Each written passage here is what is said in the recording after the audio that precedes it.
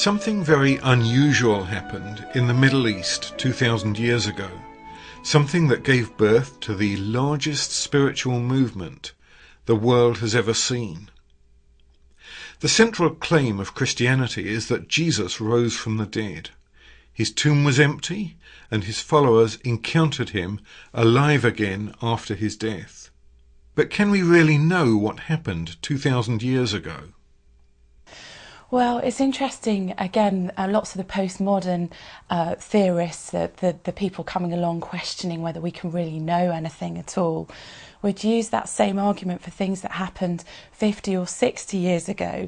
Can we know anything in history at all? This is a debate that we hear in our classrooms today.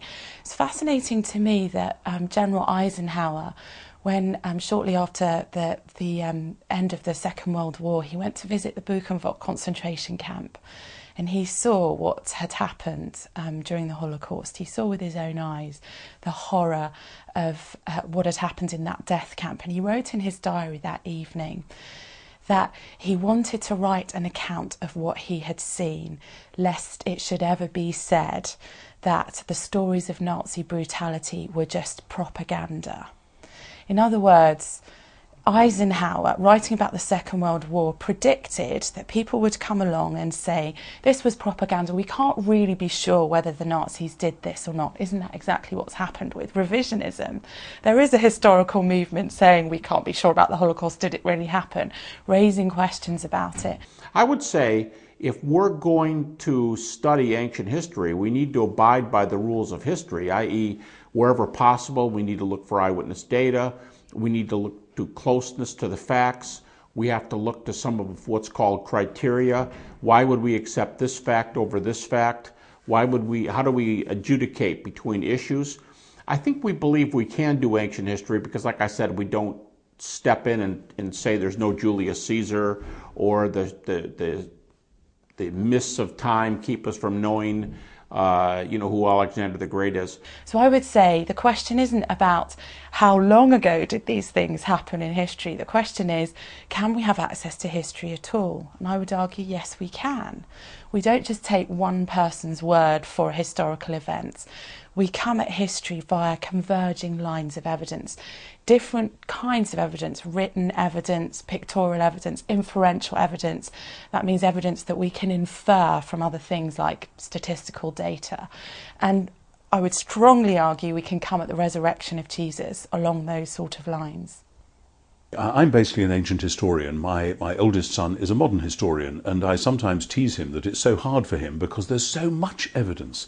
He studies 19th century France, and there are millions of pamphlets and newspapers and archives and documents. You will never get to the bottom of it. And I study first century Greco-Roman world with Judaism in particular, and there's not nearly as much evidence. If I had nothing else to do, I could probably sit down and read through all the first century evidence from Greece and Rome and Palestine and Israel and so on in perhaps a year or so. I might have to give up golf and a few other things, but could be done. And so inevitably with ancient history there are lots of gaps, and that's simply par for the course. There are many years where we really don't know what was going on very much anywhere in the ancient world. But at certain other points we have a bright light shed on certain key elements. In the first century BC, we get that not least because a well-known Roman lawyer and politician called Cicero wrote a lot of letters to friends which have survived, giving a very sharp, clear picture of what Roman society was like, what was going on, who was in, who was out, and all of that. And then a century later, we have another Roman called Seneca, who also wrote a lot of letters and pamphlets and books and so on. And we can see quite a lot about what the Roman world of his day was like. In between the two of them, though much closer to Seneca than Cicero, we have Paul writing his letters, which again give us a very sharp, clear, focused spotlight on what earliest Christianity was all about. And then we have these extraordinary documents we call the Gospels, which, as colleagues of mine have argued, go back to very early eyewitness testimony, where we really do know a very great deal, not about everything that happened in the first 30 years of the first century, but about the public career of Jesus of Nazareth, and particularly about the events concerning his death and what happened immediately afterwards. So though, yes, a lot of ancient history is lost in the mist of time, there's plenty of ancient history which we do have very sharp, clear focus on, and Jesus and Paul sit right in the middle of that. And yet the sources for Alexander, to pick that example, or the sources for Tiberius Caesar, are way worse than the sources for Jesus.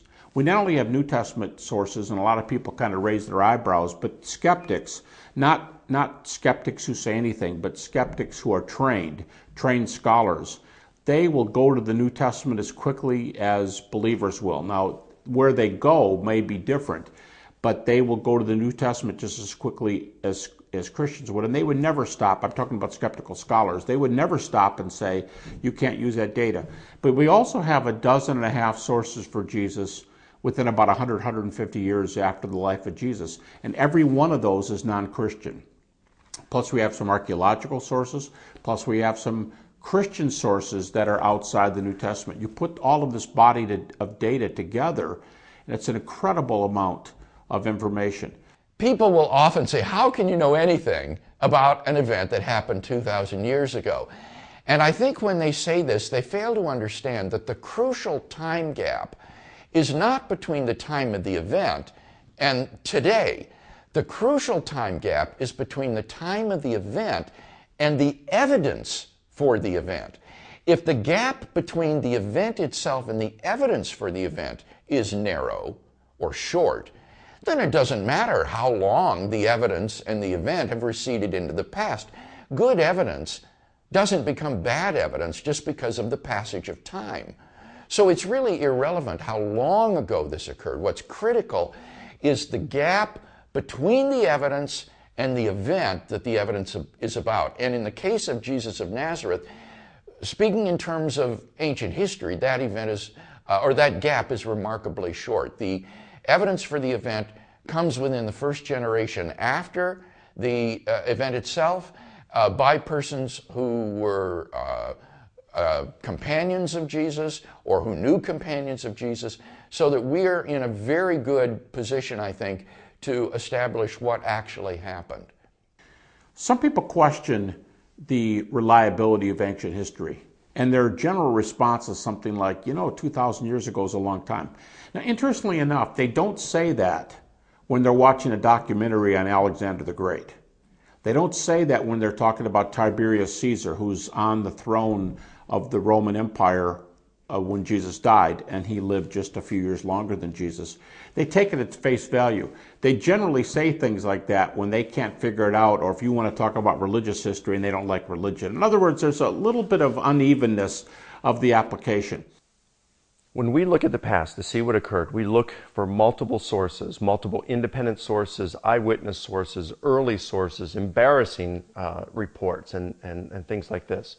When it comes to the resurrection of Jesus, we have as much data, if not more, in support of the historicity of Jesus' resurrection as we have for Julius Caesar's crossing the Rubicon in 49 BC. The difference and the main objection here isn't a lack of historical data. It's a matter of worldview, because the resurrection of Jesus requires a supernatural being.